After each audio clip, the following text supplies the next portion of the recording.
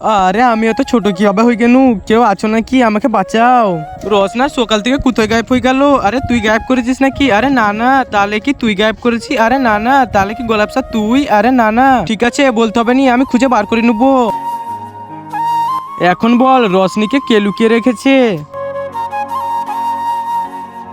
এই দেখো আমি এইখানে আছি, তাড়াতাড়ি চলে আসো এখন। তুই ওইখানেই থাক, আমি এখনই আসছি। এই দেখ আমি তোকে বাঁচাতে চলে এসেছি। আমি জানি আমার এই অবস্থা কে করেছে, চলো ওর কাছে। তার আগে তোমরা যদি শয়তানকে ঘৃণা করে আল্লাহকে ভালোবেসে থাকো তাহলে ভিডিওটাকে লাইক আর চ্যানেলটাকে সাবস্ক্রাইব করে যাও, আর না যদি লাইক সাবস্ক্রাইব করো তাহলে বুঝে নেবো তুমি শয়তানকে ভালোবাসো। এই দেখো এরা দুজনে আমাকে ছোট করেছে, তোমরাই বলবে নাকি আমাকেই বলতে হবে?